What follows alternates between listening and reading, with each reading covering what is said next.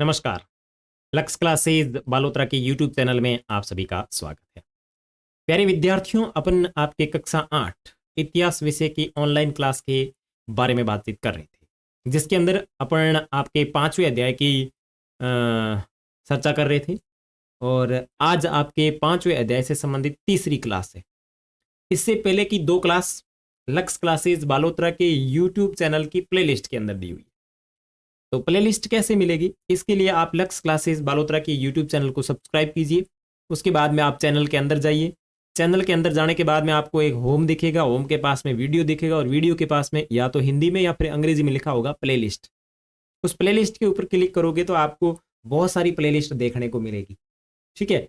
और उसके अंदर आपको क्लिक करना है प्लेलिस्ट में और आपको आपकी कक्षा की प्लेलिस्ट ढूंढनी है। कक्षा 8 इतिहास या फिर हिस्ट्री लिखा हुआ होगा, ठीक है। उसके ऊपर आप जैसे क्लिक करोगे तो आपको सारे वीडियो क्रमानुसार देखने को मिल जाएगा, ठीक है। आप वहां से 1 बाय 1 वीडियो देखोगे तभी आपको पूरी ये जो हिस्ट्री है वो आपको समझ में आएगी, ठीक है। तो ये हो गई इन्फॉर्मेशन। उसके बाद में अपनी क्लास शुरू करते हैं। इसके लिए इंस्ट्रक्शन ये है कि आप अपने मोबाइल को लैंडस्केप कर लीजिए, यानी आड़ा कर लीजिए और साथ ही साथ वीडियो की क्वालिटी बढ़ा लीजिए और साथ ही साथ वीडियो की जो वॉल्यूम है, जिसको आवाज़ बोलते हैं, वो भी आप स्पीड में कर लीजिए, यानी तेज कर लीजिए, ताकि आपको सुनाई स्पष्ट तरीके से दे। एक बार मैं चेक कर लेता हूँ, आवाज़ वगैरह सब बिल्कुल क्लियर है, कोई दिक्कत की बात नहीं है। तो चलो, कल आपने कहाँ एंड किया था वहीं से शुरू करेंगे, लेकिन उससे पहले मैं आपको कुछ चीज़ें लिखवा देता हूँ। अगर आप लिखना चाहें, पाठ के अंदर से जो चीज़ें हैं वो लिखना चाहे तो यहाँ मैं फटाफट चीज़ें पढ़ूंगा, आपको बस रिवीजन भी करना है और साथ में साथ अगर लिखना चाहे तो आप वीडियो रोक रोक करके इन चीज़ों को लिख सकते हैं। तो चलो, ओके। जब जनता बगावत करती है 1857 के बाद, तो आप ये पॉइंट डाल सकते हैं 1857 की क्रांति के प्रारंभिक कारण। तो सबसे पहले अपन ने देखा था आईआईसी की नीतियां और लोग। देखो, इन नीतियों से राजा और जो रानियां, जो किसान वगैरह थे, वो सब परेशान थे, जमींदार भी परेशान थे और इनका जो प्रभाव है इन लोगों पे अलग अलग तरीके से पड़ रहा था। उसके बाद में अपन ने देखा था कि नवाबों की सीनती सत्ता, ठीक है। अब जो नवाब थे उनकी सत्ता है वो धीरे धीरे खत्म होते जा रही थी। क्यों होते जा रही थी? क्योंकि उन्होंने प्रत्येक रियासत में, यानी अंग्रेजों ने प्रत्येक रियासत के अंदर रेजिडेंट तैनात कर रखा था, ठीक है। और बहुत सारे स्थानीय शासकों ने अपने हितों की रक्षा के लिए कंपनी के साथ बातचीत भी की।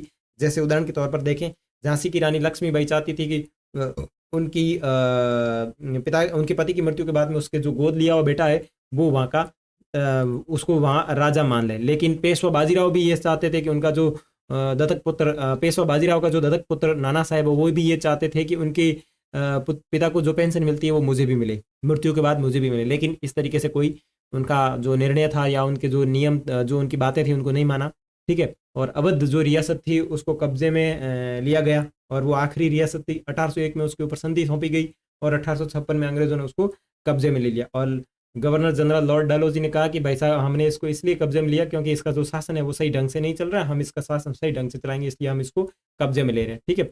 उसके बाद में कंपनी ने मुगलों के शासन को ख़त्म करने की पूरी योजना बना रखी थी और कंपनी ने जो सिक्के जारी किए जाते हैं उसके ऊपर से मुगल बादशाह का नाम हटा दिया। 1849 में जनरल डलहौजी ने ऐलान किया कि बहादुर शाह जफर की मृत्यु के बाद जो बादशाहों का जो परिवार है इसको लाल किले से निकाल दिया जाएगा और दिल्ली में कहीं दूसरी जगह पर उनको लाया जाएगा या उनको उनको रहने के लिए जगह का प्रबंधन किया जाएगा।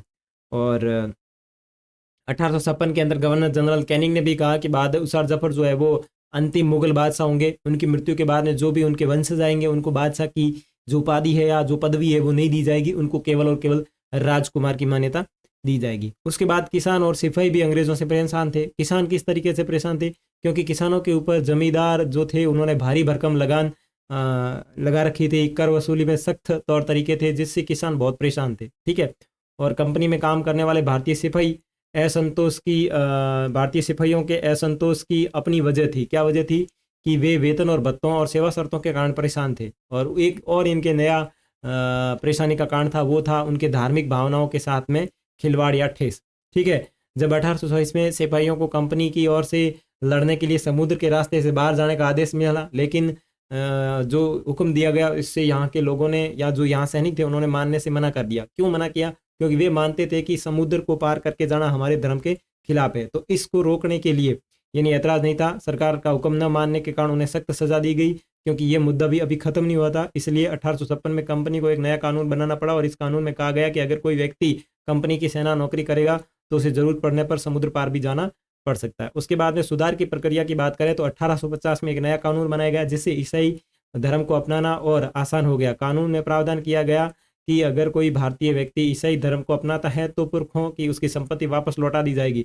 अधिकार पहले जैसा ही रहेगा। बहुत सारे भारतीयों को यकीन हो गया कि अंग्रेज उनका धर्म और उनकी सामाजिक रीति रिवाज और परंपरागत जीवन शैली को नष्ट कर रहे हैं। तो ये भी एक कहीं ना कहीं 1857 की क्रांति का एक प्रारंभिक कारण बनता है। तत्कालीन कारण अलग है और प्रारंभिक कारण अलग है, ठीक है। उसके बाद में दो तीन चीजें इसके अंदर ऐड कर सकते हैं कि महाराष्ट्र के गांव में रहने वाले महाराष्ट्र के गांव में रहने वाले ब्राह्मण विष्णु भट्ट गोडसे के द्वारा एक पुस्तक लिखी गई जिसका नाम है मांझा प्रवास, ठीक है। सीताराम पांडे को 1812 में बंगाल नेटिव आर्मी में सिपाही के तौर पर भर्ती किया गया था। उन्होंने 48 साल की नौकरी के बाद सेवानिवृत्ति मिली और 1860 में वो सेवानिवृत्त हो गए, यानी रिटायरमेंट हो गए। उन्होंने बगावत को दबाने में अंग्रेजों की मदद की, हालांकि उनका बेटा विद्रोहियों के साथ था और अंग्रेजों ने सीताराम की आंखों के सामने ही मार डाला। किसको? सीताराम के पुत्र को, ठीक है। अपनी सेवानिवृत्ति के बाद उनके कमान ऑफिसर मतलब उनके जो जो उसके कमांडिंग जो ऑफिसर होते हैं उन्होंने कहा कि आप अपने स्मरण बताइए, यानी आपके जो 1857 की क्रांति के जो आपने जो चीज़ें देखी, जो दृश्य आपने देखा उसको बता सकते हैं। और उसका नाम था नॉरगेट, उसने कहा। तो इन्होंने लिखा 1861 में 61 के अंदर अवधि भाषा में अपने संस्मरण लिखे। संस्मरण मतलब उनको याद करके लिखा, मतलब अपने जो मन में बातें थी उन चीज़ों को याद करके लिखा और नॉरगेट के कहने पर उन्होंने लिखा और नॉरगेट ने इसका अंग्रेजी में अनुवाद किया, फ्रॉम सिपाही टू सूबेदार, यानी सिपाही से सूबेदार तक के नाम से प्रकाशित किया। तो ध्यान रखना जो सीताराम पांडे हैं इनके जो स्मरण है वो किस नाम से प्रकाशित हुए, तो उनका नाम जो टाइटल था वो था फ्रॉम सिपाही टू सूबेदार, ठीक है। उसके बाद में सैनिक विद्रोह जन विद्रोह बन गया। देखो भारत के उत्तरी भागों में 1857 में ऐसी स्थिति पैदा हो गई थी कि फतह और शासन के 100 साल बाद ईस्ट इंडिया कंपनी को एक भारी विद्रोह से जूझना पड़ रहा था। मई 1857 में शुरू हुई इस बगावत ने भारत में कंपनी का अस्तित्व खतरे में डाल दिया। मेरठ से शुरू करके सिपाहियों ने कई जगह बगावत की। और सैनिक विद्रोह का मतलब होता है जब सिपाही इकट्ठा होकर अपने सैनिक अफसरों को हुक्म मानने से इनकार कर देते हैं, उसे कहा जाता है सैनिक विद्रोह। अब मेरठ से दिल्ली तक विद्रोह किस तरीके से होता है, तो 8 अप्रैल 1857 को युवा सिपाही मंगल पांडे और बैरकपुर में अपने अफसरों पर हमला करने के आरोप में उसको फांसी पे लटका दिया जाता है, ठीक है ना। किसको? मंगल पांडे को। 8 अप्रैल 1857 को युवा सिपाही मंगल पांडे को बैरकपुर और उनके जो सीनियर अफसर है उनके ऊपर हमला करने के आरोप में उनको फांसी पे लटका दिया जाता। तो ये डेट ध्यान रखना,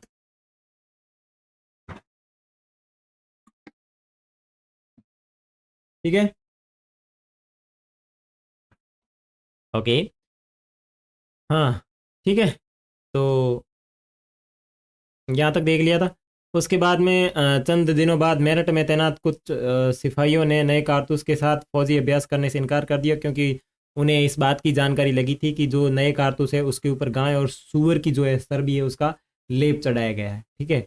और जब इस बात से इनकार किया गया तो 85 जो कर्मचारी थे, जो सिपाही थे, उनको नौकरी से निकाल दिया गया और उन्हें 10-10 साल की सज़ा सुना दी गई। और ये जो बात थी वो ये 9 मई 1857 की बात थी। मेरठ में तैनात दूसरे सिपाहियों की प्रतिक्रिया बहुत ही ज़बरदस्त थी।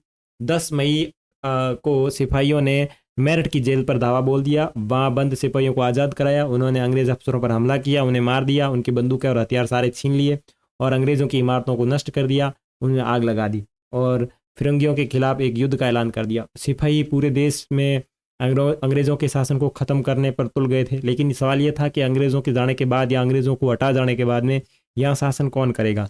तो सिपाहियों ने इसका जवाब ही ढूंढ लिया। उन्होंने कहा कि मुगल बहादुर शाह, जो बहादुर शाह जफर है वो जिंदाबाद, ठीक है, देश का शासन चलाएंगे। मेरठ के कुछ सिपाहियों की एक टोली 10 मई की रात को घोड़ों पर सवार होकर मुंह अंधेरे की दिल्ली पहुंच गई। जैसे ही उनके आने की खबर फैली तो दिल्ली में जो तैनात टुकड़ियां थी उन्होंने भी बगावत कर दी, यानी लड़ाई कर ली और यहाँ भी अंग्रेज अफसर मारे गए। देश की सिपाहियों ने हथियार व गोला बारूद कब्जे में ले लिया और इमारतों को आग लगा दी। विजयी सिपाही लाल किले की दीवार के आसपास जमा हो गए। वे बादशाह से मिलना चाहते थे। बादशाह अंग्रेजों की भारी ताकत से दो हाथ करने को तैयार नहीं थे, लेकिन सिपाही भी अड़े रहे। आखिरकार वे महल में घुस गए। जबरन उन्होंने बहादुर शाह जफर को अपना आखिरकार वे जबरन महल में घुस गए, ठीक है। ये थोड़ा इधर उधर हो गया। महल में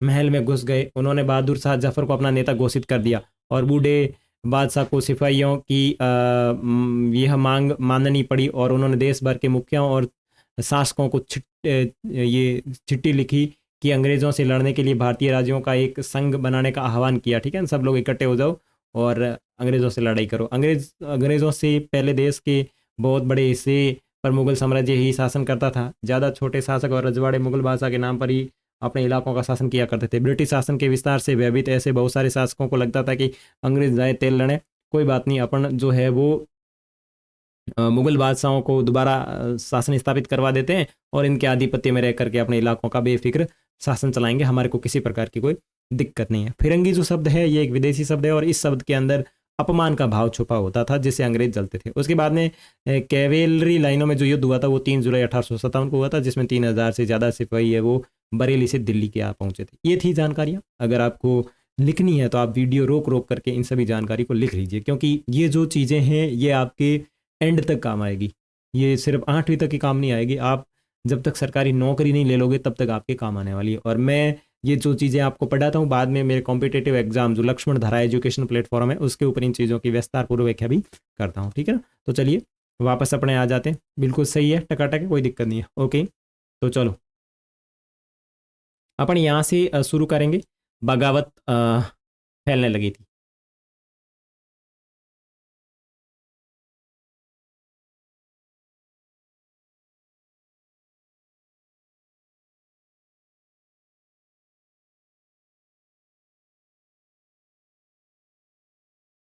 ओके,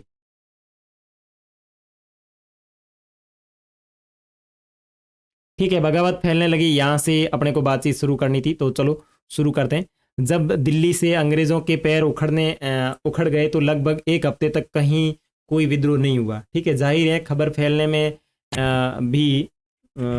भी कुछ समय तो लगना ही था, लेकिन फिर तो विद्रोहियों का सिलसिला ही शुरू हो गया। एक के बाद एक हर रेजिमेंट में सिपाहियों ने विद्रोह कर दिया। ठीक है, वे दिल्ली, कानपुर व लखनऊ जैसे मुख्य बिंदुओं पर दूसरी टुकड़ियां का साथ देने को निकल पड़े। उनकी देखा देखी कस्बों और गांवों के लोग भी बगावत के रास्ते चल पड़े या रास्ते पर चलने लगे। वे स्थानीय नेताओं, जमींदारों और मुखियाओं के पीछे संगठित हो गए।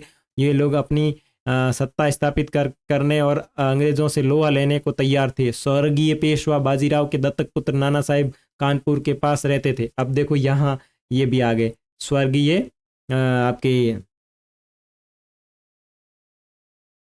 जो दत्तक पुत्र हैं वो भी यहाँ पे आ गए। अब वो यहाँ पे क्यों आए?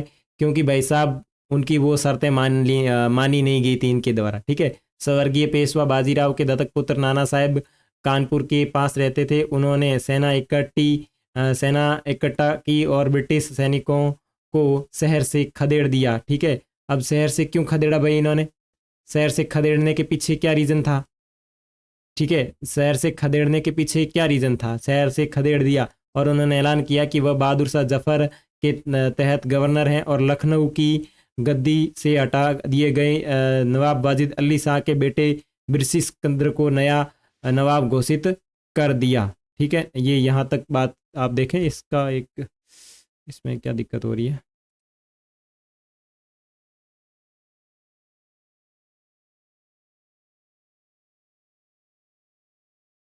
ओके, यहाँ इसको वापस देखो कि स्थानीय लोग भी इसमें बहुत बढ़ चढ़कर हिस्सा ले रहे थे। ठीक है ना।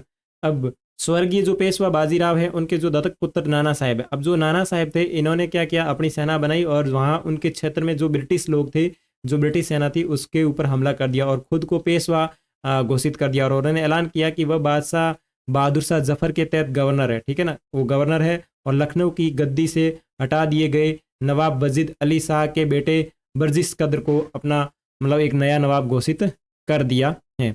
बर्जिस कद्र ने भी बहादुर शाह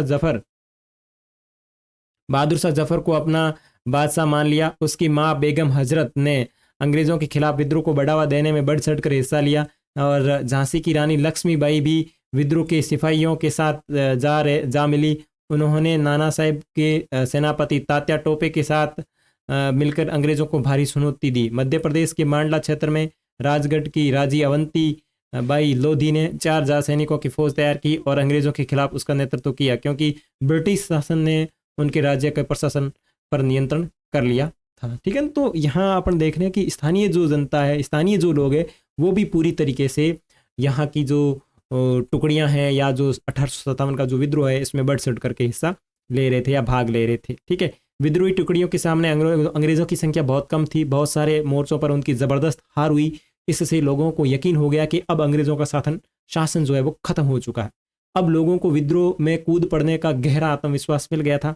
खास तौर से अवध के इलाके में चौतरफा बगावत की स्थिति थी। 6 अगस्त 1857 को लेफ्टिनेंट कर्नल टाइटलर ने अपने कमांड इन चीफ को टेलीग्राम भेजा, जिसमें उसने अंग्रेजों के भय को व्यक्त किया। हमारे लोग विरोधियों की संख्या और लगातार लड़ाई से थक गए हैं। एक एक गांव हमारे खिलाफ है, जमींदार भी हमारे खिलाफ खड़े हो रहे हैं। इस दौरान बहुत सारे महत्वपूर्ण नेता सामने आए। उदाहरण के लिए फौजाबाद के मौलवी अब्दुल्ला शाह ने भविष्यवाणी कर दी, अंग्रेजों का शासन जल्द ही खत्म हो जाएगा। अब इन लोगों ने बहुत सारे भविष्यवाणी की भी कर दी कि भाई साहब अब अंग्रेजों का शासन है वो पूरी तरीके से खत्म हो जाएगा। वह समझ चुके थे कि जनता क्या चाहती है। इसी आधार पर उन्होंने अपने समर्थकों की एक विशाल संख्या जुटा ली। अपने समर्थकों के साथ वे अंग्रेजों से लड़ने लखनऊ जा पहुंचे। दिल्ली में अंग्रेजों का सफाया करने के लिए बहुत सारे गाजी यानी धर्म योद्धा इकट्ठे हुए। ठीक है, गाजी का मतलब होता है धर्म योद्धा, इकट्ठे हुए। बरेली के सिपाही बख्त खान ने लड़ाकों की एक विशाल टुकड़ी के साथ दिल्ली की और कुछ किया यानी उसकी तरफ चले। वह इस बगावत में एक मुख्य व्यक्ति साबित हुए। बिहार के एक पुराने जमींदार कुंवर सिंह ने भी विद्रोही सिपाहियों के साथ अपना साथ दिया और महीनों तक अंग्रेजों से लड़ाई लड़ी। तमाम इलाकों के नेता और लड़ाके इस युद्ध में हिस्सा ले रहे थे। और ये देखो यहाँ वीर कुंवर सिंह है, ऊपर झांसी की रानी लक्ष्मीबाई है, और यहाँ देखो ब्रिटिश टुकड़ियाँ विद्रोहियों पर हमला करती है, जिन्होंने दिल्ली के लाल किले, दाएं और सलीमगढ़ किले पर कब्जा किया हुआ है। ठीक है, ये यहाँ पे हमला करता हुआ दिखाई दिया जा रहा है। उसके बाद में देखो ये मोटा सा एक चित्र है। ये चित्र किस बात का है कि विद्रोही सिपाही मेरठ से दिल्ली तक कूच करते हुए शुरू में अंग्रेज सेनाओं को दिल्ली की भारी किलेबंदी को तोड़ने में मुश्किल हुई। 3 सितंबर 1857 में अंग्रेजी सेनाओं को और ज़्यादा हथियार, गोले आदि पहुंचाए गए। ये गाड़ियों पर लदे थे जिन्हें हाथी खींच रहे थे और इनकी कतारें 7 मील लंबी थी। ओ हो 7 मील लंबी तक ये इस तरीके से तोपें वगैरह लेके जा रहे। तो आप सोच सकते हैं कि कितना बड़ा विद्रोह हुआ होगा। ठीक है, अब देखो कंपनी का पलटवार। अब कंपनी वापस अपने इन सैनिकों के ऊपर हमला कर रहा है। इतनी देर तक तो अपन बढ़िया मजेदार हमले किए थे, अब कंपनी पलटवार कर रही है। देखो कंपनी इस उथल पुथल के बावजूद अंग्रेजों ने हिम्मत नहीं छोड़ी। कंपनी ने अपनी पूरी ताकत लगाकर विद्रोह को कुचलने का फैसला लिया। इन्होंने इंग्लैंड से और फौजी मंगवाए। विद्रोहियों को जल्द सजा देने के लिए नए कानून बनाए और विद्रोहियों के मुख्य केंद्रों पर धावा बोल दिया। अब इन्होंने क्या परिणाम किया कि जो इंग्लैंड है वहां से नए सैनिक बुलाए, क्योंकि उनको पता है यहाँ वाले सैनिक तो अपना साथ देंगे नहीं, तो उन्होंने वहां से नए सैनिक बुलाए। सितंबर 1857 में दिल्ली दोबारा अंग्रेजों के कब्जे में आ गई। तो अब ध्यान रखना सितंबर में, कब की बात हो रही है, सितंबर। और विद्रोह कब हुआ था, 10 मई 1857। तो मई, जून, जुलाई, अगस्त और सितंबर यानी लगभग 5 महीने बाद अंतिम मुगल बादशाह बहादुर शाह जफर पर मुकदमा चलाया गया और उन्हें आजीवन कारावास की सजा दी गई। उनके बेटों को उनकी आंखों के सामने गोली मार दी गई। ये देखो, अब ये जो बात आई है आपको समझ में, वो कैप्टन हडसन आपको याद है, तो कैप्टन हडसन वाला मामला ये यहाँ है। ठीक है, बहादुर शाह और उनकी पत्नी बेगम जिन्नत महल को अक्टूबर 1858 में रंगून जेल भेज दिया गया। अब अक्टूबर 1858 के अंदर उनको रंगून जेल में भेज दिया गया। ठीक है, इसी जेल में नवंबर 1862 में बहादुर शाह जफर ने अंतिम सांस ली।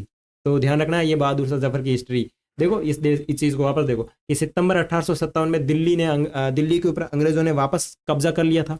अंतिम मुगल बादशाह जो बहादुर शाह जफर थे उनके ऊपर मुकदमा चलाया गया और उन्हें आजीवन कारावास की सजा दी गई। उनके बेटों को उनकी आंखों के सामने गोली मार दी गई। बहादुर शाह और उनकी पत्नी बेगम जिन्नत महल को अक्टूबर 1858 में रंगून जेल में भेज दिया गया। इसी जेल में नवंबर 1862 में बहादुर शाह जफर ने अंतिम सांस ली।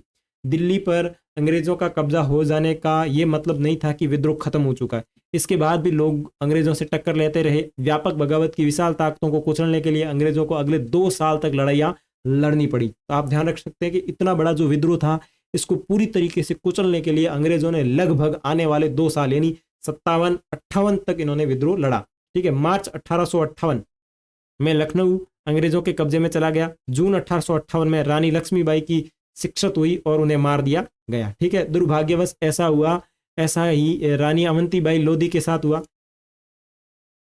खेड़ी की शुरुआती विजय के बाद उन्होंने अपने आप को अंग्रेजी फौज से गिरा पाया और वे शहीद होगी। तात्या टोपे की स्मृति में जारी डाक टिकट। ठीक है, आगे देखो। तात्या टोपे मध्य भारत के जंगलों में रहते थे। आदिवासियों और किसानों की सहायता से वो छापामार युद्ध पद्धति से युद्ध चलाते थे। ठीक है, जिस तरह पहले अंग्रेजों के खिलाफ मिली सफलताओं से विद्रोह को उत्साह मिला था, उसी तरह विद्रोही ताकतों की हार से लोगों की हिम्मत टूटने लगी। बहुत सारे लोगों ने विद्रोहियों का साथ छोड़ दिया और अंग्रेजों ने भी लोगों का विश्वास जीतने के लिए हर संभव प्रयास किया। उन्होंने वफादार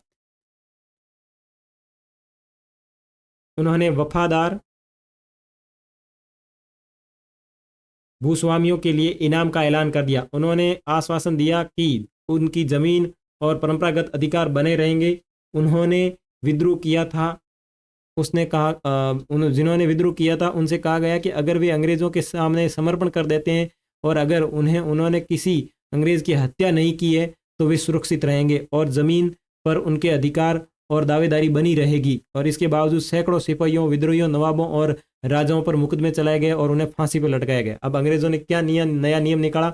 उन्होंने कहा कि अगर आपने हमला किया है तो हमारे को बता दें, और अगर आपने किसी अंग्रेज के सामने समर्पण कर दें और अगर उन्होंने किसी अंग्रेज की हत्या नहीं की है तो आप हमारे को बता दीजिए, हम आपके जो अधिकार है वो सुरक्षित रखेंगे। अगर हमारे को लगा और पाए गए कि आपने विद्रोह किया, अंग्रेजों की हत्या की, तो आपके खिलाफ मुकदमे चलाए जाएंगे और बाद में बहुत सारे मुकदमे चले भी। ठीक है, विद्रोह के बाद के साल अंग्रेजों ने 1859 में आखिरकार तक देश को दोबारा नियंत्रण में ले लिया था। तो देखो, कम से कम 2 साल लगे थे। 1859 में आखिरकार उन्होंने पूरे देश पर वापस कब्जा कर लिया था। अब वे पहले वाली नीतियों के सहारे शासन नहीं चला सकते थे। अंग्रेजों ने जो अहम बदलाव किए वो निम्नलिखित थे। ठीक है, तो ये चित्र है, कोई दिक्कत की बात नहीं है इसमें। तो उसके बाद में देखो, अंग्रेजों ने जो अहम बदलाव किए वो निम्नलिखित। अब यहाँ आपको चीज ध्यान रखनी है कि 1857 की क्रांति के बाद जब 1859 के अंदर अंग्रेजों ने पूरी तरीके से जब वापस भारत को अपने नियंत्रण में ले लिया था, तो उस टाइम उन्होंने क्या क्या बदलाव किए वो आपको ध्यान रखना जरूरी है। तो सबसे पहला जो बदलाव है वो देखो, ब्रिटिश शासन ने 1858 में एक नया कानून पारित किया और ईस्ट इंडिया कंपनी के सारे अधिकार ब्रिटिश साम्राज्य के हाथ में सौंप दिया ताकि भारतीय मामले को ज़्यादा बेहतर ढंग से संभाला जा सके। ब्रिटिश मंत्रिमंडल एक सदस्य को भारत मंत्री के रूप में नियुक्त किया। उसे भारत के शासन से संबंधित मामलों को संभालने के लिए जिम्मा सौंपा गया। उसे सलाह देने के लिए एक परिषद का गठन किया गया जिसे इंडिया काउंसिल किया गया। ठीक है, भारत के गवर्नर जनरल को वाइसराय का ओहदा दिया गया। अब जो भारत का गवर्नर जनरल होता था उसको वाइसराय बनाया गया और इस वाइसराय को राय देने के लिए एक संगठन बनाया गया, एक परिषद बनाई गई जिसको कहा जाता है इंडिया काउंसिल। ठीक है, भारत के राजा रानी का निजी प्रतिनिधि घोषित इस प्रकार उसे इंग्लैंड के, भारत के अंदर जो गवर्नर जनरल था उसको वाइसराय बना दिया गया और इस प्रकार उसे इंग्लैंड के राजा या रानी का निजी प्रतिनिधि घोषित कर दिया गया। फलस्वरूप अंग्रेज सरकार ने भारत के शासन की जिम्मेदारी सीधे अपने हाथ में ले ली। उसके बाद में देखो 2 नंबर का जो परिणाम है उसको देखिए। देश के सभी शासकों को भरोसा दिया गया कि वे भविष्य में किसी भी उनके भू क्षेत्र पर कब्जा नहीं किया जाएगा। उन्होंने अपनी रियासत अपने वंशजों यहाँ तक कि दत्तक पुत्रों को सौंपने की भी छूट दे दी थी, लेकिन उन्हें इस बात के लिए प्रेरित किया गया कि वे ब्रिटेन की रानी को अपना अधिपति स्वीकार करें और इस तरह भारतीय शासकों को ब्रिटिश साम्राज्य के अधीन शासन चलाने के लिए छूट दे दी गई, यानी वो अब ब्रिटेन की रानी के अंतर्गत गुलाम रहेंगे। ठीक है, सेना में भारतीय सिपाहियों का अनुपात कम करने और यूरोपीय सिपाहियों की संख्या बढ़ाने का फैसला लिया गया। यह भी तय किया गया कि अवध, बिहार और मध्य भारत और दक्षिण भारत से सिपाहियों को भर्ती करने की बजाय अब गोरखा, सिखों और पठानों में ज़्यादा सिपाही भर्ती किए जाएंगे। मुसलमानों की जमीन और संपत्ति बड़े पैमाने पर जब्त की गई और उन्हें संदेह व शत्रुता के भाव से देखा जाने लगा और अंग्रेजों को लगता था कि यह विद्रोह उन्हीं ने ही खड़ा किया है। अब मुसलमानों के साथ ऐसा क्यों किया जा रहा था? क्योंकि अपने जो बहादुर शाह जफर थे वो मुगल थे, इसलिए अंग्रेजों ने फैसला किया कि वे भारत के लोगों के धर्म और सामाजिक रीति रिवाज का सम्मान करेंगे। उसके बाद में 6 नंबर पे भूस्वामियों और जमींदारों की रक्षा करने तथा जमीन पर उनके अधिकारों को स्थायित्व देने के लिए नीतियां बनाई। इस प्रकार 1857 के बाद का एक नया इतिहास है वो शुरू हुआ। तो ये जो पॉइंट्स हैं वो आपके लिए बहुत इंपॉर्टेंट है, क्योंकि एग्जाम में आपके इन पॉइंट से 100% सवाल बनेगा। ठीक है, और ये किस चीज का मैप है? विद्रोह के मुख्य केंद्र और विद्रोह के अन्य केंद्र। देखो 1857 की क्रांति के अंदर मुख्य केंद्र कौन से? आपका मेरठ, उसके बाद में दिल्ली, बरेली, लखनऊ, कानपुर और फैजाबाद और झांसी। उसके बाद में अन्य केंद्रों की बात करें तो ये सारे के सारे आपके जबलपुर, सिलियाकोट, लाहौर, फिरोजपुर, जालंधर, फिलौर, ठीक है, सहारनपुर, बुलंदशहर, अलीगढ़, नसीराबाद, नीमच, ये अपने राजस्थान के नीमच और नसीराबाद। ठीक है, आगे खुर्दा संग्राम एक केस स्टडी। 1857 की घटना के बहुत पहले इसी प्रकार की एक घटना सन 1817 में खुर्दा नामक स्थान पर घटित हुई। हमारे लिए इस घटना का अध्ययन करना, इस बात पर विचार करना भी शिक्षाप्रद होगा। चलो देखते हैं क्या है कि कैसे अंग्रेजों की औपनिवेशिक नीतियों के खिलाफ 19वीं सदी की शुरुआत से ही देश के विभिन्न हिस्सों में असंतोष निर्मित होने लगा। खुर्दा, जो कि उड़ीसा के दक्षिणी पूर्वी भाग में स्थित एक छोटा राज्य था, वह 19वीं शताब्दी की शुरुआत में 105 गढ़ों, जिसमें 60 बड़े और 1109 छोटे गांव सम्मिलित थे, एक जनबहुल उपजाऊ क्षेत्र था। इसके शासक राजा वीर किशोर देव को स्व अधिकृत 4 प्रगणाओं को तथा जगन्नाथ मंदिर के संचालन का अधिकार समेत 14 गढ़ जातों के प्रशासनिक उत्तरदायित्व को पूर्व में दबाव में आकर मराठों को सौंप देना पड़ा था। ठीक है, उनके पुत्र तथा उत्तराधिकारी मुकुंद देव द्वितीय इस दुर्दशा से विचलित थे। अतः अंग्रेजों और मराठों के बीच जारी संघर्ष में अपने लिए एक मौका देखते हुए उन्होंने अपने खोए हुए क्षेत्र तथा जगन्नाथ मंदिर की देखरेख से संबंधित अधिकार की पुनः प्राप्ति हेतु अंग्रेजों के साथ सलाह मशवरा शुरू कर दिया था। ठीक है, परंतु 1803 में उड़ीसा को अपने कब्जे में लेने के बाद अंग्रेजों ने उन्हें इन दोनों मुद्दों में से किसी पर भी सकारात्मक कार्रवाई करने की दिशा में कोई रुचि नहीं दिखाई। परिणामतः उड़ीसा के दूसरे सामंत राजाओं के साथ मिलकर मराठों के गुप्त समर्थन से उन्होंने जबरन अपने अधिकारों को लागू करने का प्रयास किया और इसकी वजह से उन्हें अपने पद से विस्थापित होना पड़ा तथा अंग्रेजों ने उनके राज्य को अपने में मिला लिया, संतावना के रूप में एक नियमित अनुदान के साथ, जो कि उनकी पूर्व भूसंपत्ति के राजस्व का एकमात्र दशमांश था। और अंग्रेजों ने उन्हें जगन्नाथ मंदिर की देखरेख का दायित्व दिया था तथा उनका निवास पुरी में निश्चित कर दिया गया। इस अनैतिक व्यवस्था से उड़ीसा में दमनकारी विदेशी शासन के एक ऐसे युग का प्रारंभ हुआ जिसने 1817 में एक गंभीर सशस्त्र संग्राम का मार्ग प्रशस्त किया। तो मतलब ये एक प्रकार की स्टोरी है कि ये कह रहे हैं कि 1857 की जो क्रांति हुई थी, इससे पहले 1817 में भी एक इस तरीके का कुछ घटना हो चुकी है, जो कि अपने उड़ीसा के अंदर। अब उड़ीसा का एक राजा था जिसका नाम है वीर किशोर। ठीक है, इसके पास बहुत सारे क्षेत्र थे, लेकिन जब बहुत सारे जो क्षेत्र थे, इनका जो क्षेत्र है वो मराठों ने छीन लिया था। अब मराठों और अंग्रेजों के बीच में जब लड़ाइयाँ चल रही थी, तो वीर किशोर देव का जो उत्तराधिकारी था, पुत्र, उसका नाम था मुकुंद देव द्वितीय। अब इसने अंग्रेजों से बात चलाई कि भाई साहब, आप युद्ध लड़ रहे हो, मेरे को वो वापस दिला दो। तो अंग्रेज जब मराठों से जीत गए तो अंग्रेजों ने इसके ऊपर कोई ज्यादा ध्यान नहीं दिया और इसने ज्यादा टांग पांची करी तो इसको भी हटा दिया। तो बाद में वहाँ जो उड़ीसा की जो जनता थी वो इनसे, अंग्रेजों से दमनकारी नीतियां करने लगी और 1817 में काफी बड़ा विद्रोह कर दिया। खुर्दा को अपने अधीन करने के तुरंत बाद अंग्रेजों ने राजस्व निवर्त जमीन पर कर लगाने की नीति अपनाई। इसमें राज्य के पूर्व सैनिक वर्ग, जिसे पाइक के नाम से जाना जाता है